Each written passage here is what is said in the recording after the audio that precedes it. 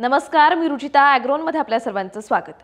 पावसाळ्यात हवेतील दमटपणा वाढलेला असतो, तसंच पक्ष्यांवर ताण येतो आणि पक्ष्यांच्या व्यवस्थापनाच्या कामांचाही ताण वाढलेला असतो।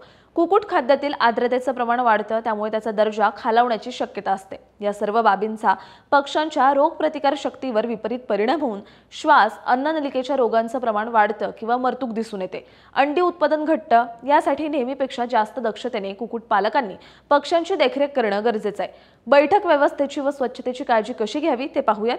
गादी पद्धतीने संगोपन करण्यात येणाऱ्या पक्षीगृहात पक्ष्यांना बसण्यासाठी उंच प्लॅटफॉर्म असावेत, त्यामुळे जमिनीतील ओलाव्यापासून पक्ष्यांचं संरक्षण होईल, तसंच त्यांच्या पायांना इजा होणार नाही, त्यांचा संसर्गही होणार नाही।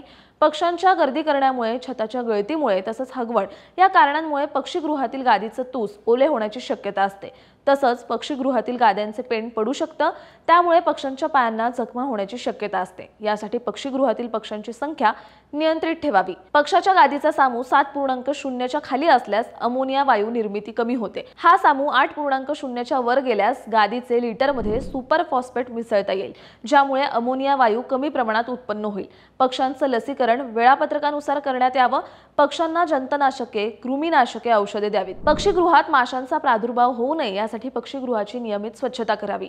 वातावरणातील तापमान सरासरी तापमानापेक्षा कमी असल्यास पक्षीगृहात तापमान उबदार राहावं यासाठी उष्णतेची सोय करावी। दिवस लवकर मावळणे किंवा ढगाळ वातावरणामुळे लवकर अंधार होणे या बाबींमुळे अंडी उत्पादनावर विपरीत परिणाम होऊ शकतो। यासाठी 12 ते 14 तासांपर्यंत कृत्रिम प्रकाश उपलब्ध करावा, जेणेकरून अंडी उत्पादन सुरळीत राहील। पावसाळ्यात परिसरातील कुक्कुटपालनाद्वारे संगोपन करण्यात येणाऱ्या कोंबड्या खुडूक होण्याची शक्यता असते। त्यासाठी अशा कोंबड्यांखाली प्रति कोंबडी 12 ते 15 अंडी उबवणुकीसाठी ठेवावीत। परिसरातील कुकुट पक्षी पावसामुळे साचलेल्या पाण्यात वावरल्यामुळे पायास चिखल लागू शकतो। या चिखलाद्वारे पक्षीगृहात खुराड्यात रोगजंतूंचं संक्रमण होऊ शकतं। यासाठी पक्ष्यांना बाहेर सोडल्यास पक्षीगृहाची स्वच्छता करावी। शक्य असल्यास पावसात पक्ष्यांना बाहेर सोडू नये। खुराड्यातच खाद्य व पाण्याची व्यवस्था करावी।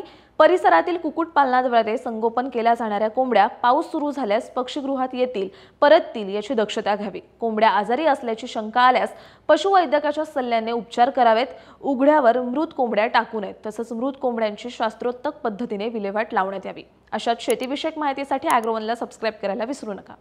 आता isakal.com आहे देशातील नंबर 1 ची मराठी न्यूज वेबसाईट। प्रत्येक अपडेटसाठी isakal.com ला नक्की भेट द्या।